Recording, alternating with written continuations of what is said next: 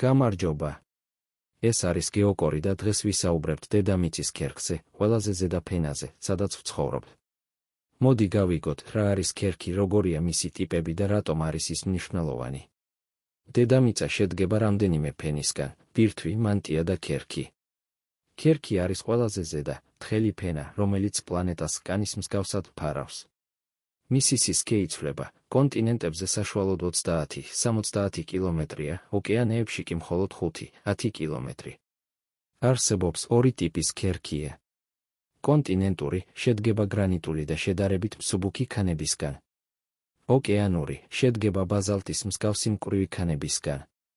კონტინენტური ქერქი უფრო სქელია, მაგრამ მსუბუქი, ხოლო ოკეანური, თხელი და მძიმე. თუ დედამიწას ვაშლს შევადარებთ, ქერქი მხოლოდ კანის სისქის ტოლია. ეს ნიშნავს, რომ ჩვენ ვცხოვრობთ ძალიან თხელი ფენის ზედაპირზე, რომლის ქვეშაც უზარმაზარი მანტია დგას. დედამიწის ქერქზე ვითარდება ყველა გეოლოგიური პროცესი, მიწის ცვრები, ვულკანები, მთების წარმოქმნა. აქვეა ჩვენი კონტინენტები, ოკეანეები და სიცოცხლე.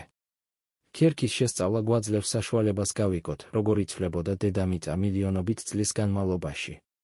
ასე რომ, მიუხედავად იმისა, რომ ქერქი თხელია, ის ყველაზე მნიშვნელოვანი ფენაა ჩვენი არსებობისთვის.